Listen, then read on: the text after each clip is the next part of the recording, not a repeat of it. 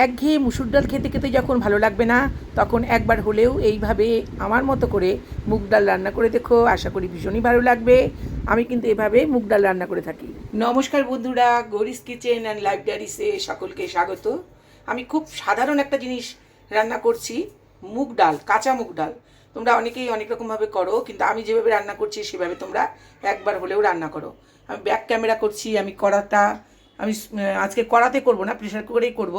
এ দেখো আমি কাচছি, আর এখানে দেখো প্লেটের মধ্যে নিয়ে নিয়েছি একটা তেজপাতা, দুটো শুকনো লঙ্কা, আর এখানে নিয়েছি একটু গোটা জিরে, একটা এলাচ, একটা দারচিনি, একটা লবঙ্গ। কিছুই না, আমি খুব নর্মালভাবে এই দেখো আমি প্রেশার কুকার বসিয়ে দিয়েছি। এই দেখো আমি 1 চামচ ঘি এই প্রেশার কুকারে দিয়ে দিচ্ছি।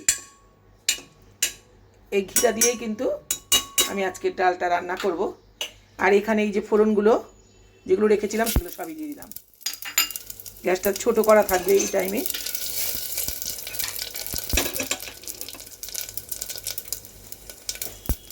এটা কিন্তু মোটামুটি দেখো, এ দেখো পোড়ানো যাবে না, এ দেখো হয়ে গেছে কিন্তু ভাজা।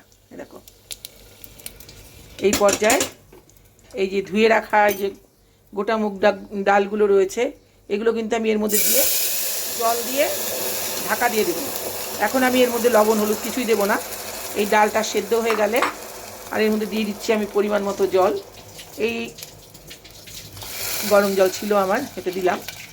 এই ডালটা সেদ্ধ হয়ে গেলে এরপরে আমি এর মধ্যে একটু লবণ আর হলুদ দিয়ে কাটা দিয়ে নেব, আর একটু সামান্য একটু মিষ্টি দেব, আর একটুখানি গোটা জিরে আমি কাঠখোলাতে ভেজে নেব, আর তার মধ্যে একটু আদা বেটে নিয়ে নামানোর আগে দিয়ে নামিয়ে দেবো। এর মধ্যে কিন্তু আমি আর কোনো গরম মশলা আর ঘি আর কিছুই দেবো না।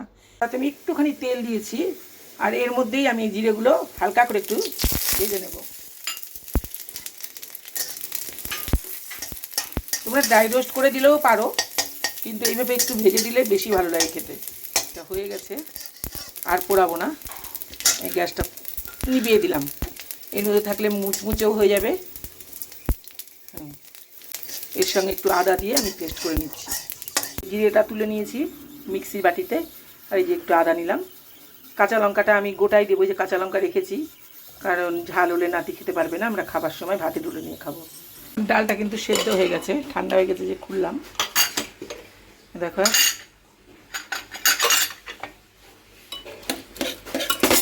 গ্যাসটা বন্ধ করে দিয়েছিলাম। এবার এর মধ্যে আমি লবণ হলুদ দিয়ে দেবো পরিমাণ মতো,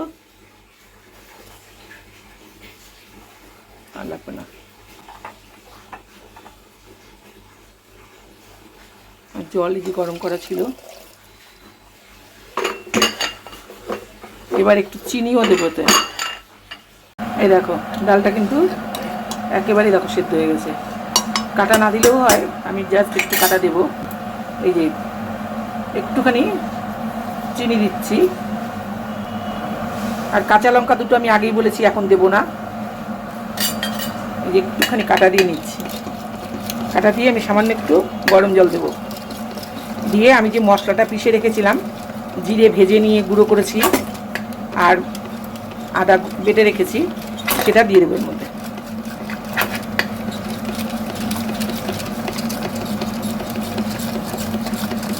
এইভাবে তোমরা মুগ ডাল রান্না করে দেখো, খুব ভালো লাগে। মুগ ডাল আমরা অনেকেই ভেজে রান্না করি, কিন্তু ভেজে যেমন আমি খেতেই পারি না, ভীষণ গ্যাস হয়। কিন্তু এইভাবে কাঁচা মুগ ডাল রান্না করে দেখো, কোনো সমস্যা হবে না। আর একঘেয়ে ওই মুসুরির ডাল খেতে খেতে কিন্তু ভালোও লাগে না। আমাদের বাড়িতে যেমন মুসুরির ডালটা ভীষণ হয়। এই দেখো আর বেশি গলানোর দরকারও নেই, আবার বেশি মার হয়ে গেল ডাল ভালো লাগে না। এবার আমি এই যে ফুটানো জলটা একটু এতটা পাতলা করবো একটু। এটা কিন্তু গাঢ় কিন্তু হবে না, পাতলাই হবে। এই যে হয়ে গেছে। আর এই যে আমি যে জিরে আর আদার পেস্টটা করে রেখেছিলাম, এটা দিয়ে দিলাম। এবার ফুটে গেলেই কিন্তু আমি একটা পাত্রে ঢেলে নিয়ে দেখাচ্ছি তোমাদের। এই ডালটা কিন্তু আমার একেবারে হয়ে গেছে। ঘিয়ের গন্ধ খুব একটা পাওয়া যাচ্ছে না, ওই জন্য এই যে সামান্য একটু ঘি আমি আবার দিচ্ছি। আর এই যে দুটো কাঁচা লঙ্কা, তোমরা ঝাল তোমাদের ইচ্ছে অনুযায়ী দিও। এই লঙ্কাগুলো ভীষণ ঝাল আর ফাটানো রয়েছে, সেই জন্য এই দুটো দিয়ে আমি কিন্তু আর ফুটাবো না। গ্যাসটা বন্ধ করে দিচ্ছি। এইভাবে তোমরা ডাল রান্না করে দেখো, ভীষণই ভালো লাগে খেতে, আর গ্যাসও হবে না। আমি কিন্তু মাঝে মাঝে এরকম কাঁচা মুগ ডাল রান্না করি, খেতেও ভালো লাগে আর শারীরিক কোনো সমস্যাও হয় না। আমার ভিডিও ভালো লাগলে সাবস্ক্রাইব করে আমার সঙ্গে থেকো। টাটা। আমার মনে হয় আমার মতো এরকম অনেকেই আছো যাদের ভাজা মুগ ডাল খেলে সমস্যা হয়, তারা এইভাবে একবার রান্না করে দেখো।